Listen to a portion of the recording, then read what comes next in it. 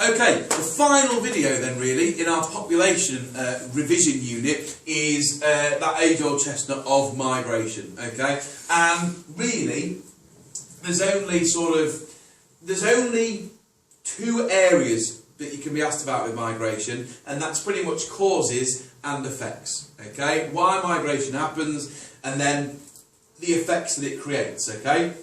So what we've got here is, first of all, thinking about causes, always think about your push and your pull factors, okay? The negatives are the push factors. So, for example, a natural disaster will encourage migration. For example, religious persecution or racial persecution would be a push factor. War or conflict would be a push factor. A lack of job opportunities would be a push factor, okay? So be able to state the push factor, but explain why.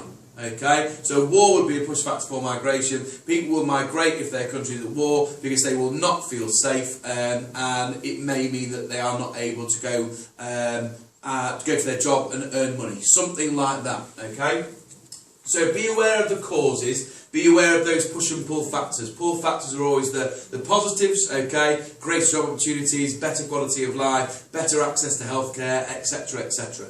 Okay? So look over your causes. There are some sheets on the VLE that give you some good, clear examples. The effects then, we can put effects into positive and negative, okay? But we also have to think about the effects of the country that's receiving the migrants and also the country that is losing the migrants, okay, where the migrants are coming from. Last year there was a question that asked you, for the country where migrants are migrating from, give two effects. And what we did was write about the country that they're migrating to.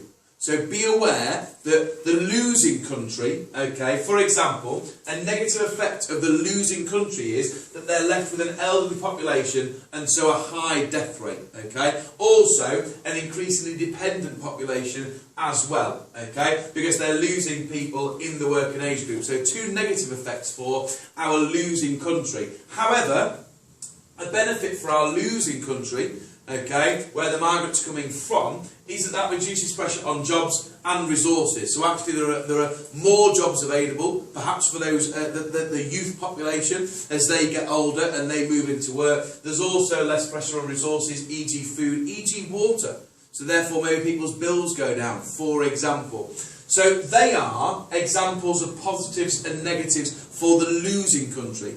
The destination country, the country that receives the migrants, again, has positives and negatives. There are positive and negative effects. A positive effect is generally viewed that migrants are prepared to work longer hours for a low paid salary and usually do jobs that others, that the host population don't want to do. Okay?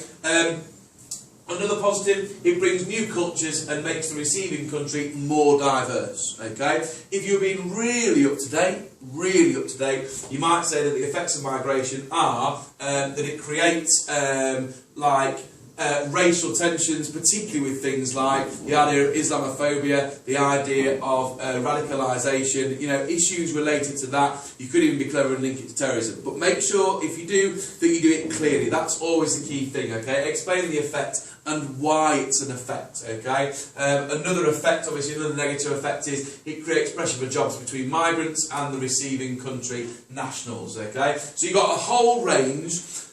That's the first key thing about migration. Be aware of why it happens, your push and pull factors, your causes, and then be aware of the effects, yeah? The positive and negative effects on both the country that loses the migrants and the country that gains them, okay? So that's the theory. The only thing that's left then in this video is your case study, okay? And depending on who you've had in your lessons will determine what case study you will know best.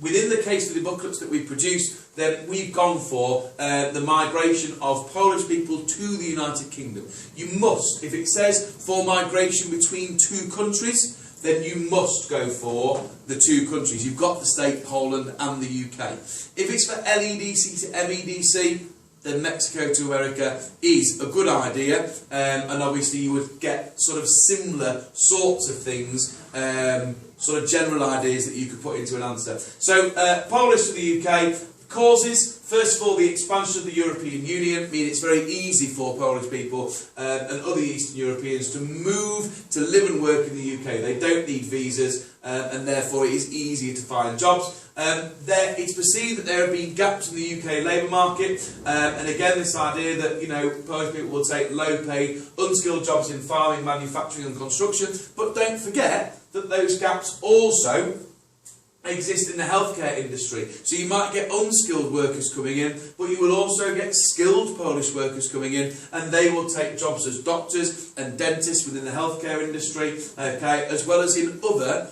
examples, you know, as well as in other industry, for example, in education as well.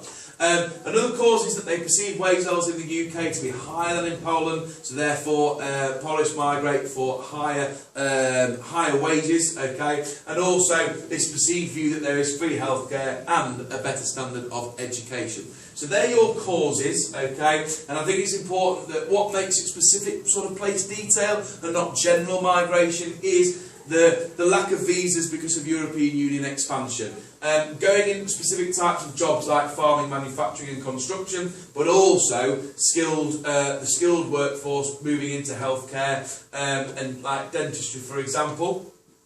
Over here, again, effects. Polish migrant workers contribute tax and national insurance to the UK. So what are the effects of the migration to the UK? If the question is about name the two countries and describe and explain the causes and effects of migration, the Polish contribute 3.9 billion, or contribute in 2007, 3.9 billion in tax and national insurance, okay? So that's a real good, specific place detail point, but a real clear positive, okay? Key industries such as plumbing and construction have benefited from Polish workers filling shortages. The same is true of farming, healthcare and the hotel industry. So they're two positives. You then go into negatives. Extra strain has been put on local schools and hospitals in Lincolnshire and Yorkshire, because as this box says, this is where they tend to go.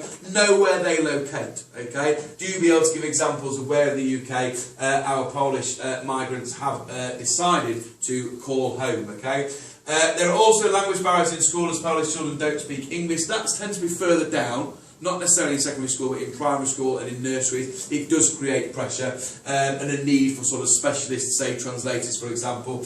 And then, obviously, as is always the case, a little bit of tension between English people and Polish migrants, those people who view migration in a negative way, for example, okay? So, always good for migration between two countries. Be wary of using it for LEDC and MEDC. I don't think you would get away with it, but if there's nothing you can remember and you wrote a really good answer, then you'll still be on for 5 out of 9, which if you've done good case studies further back in the paper, you should be okay. Alright, so that was causes and effects, positives and negatives, and now your case study, Poland to the UK.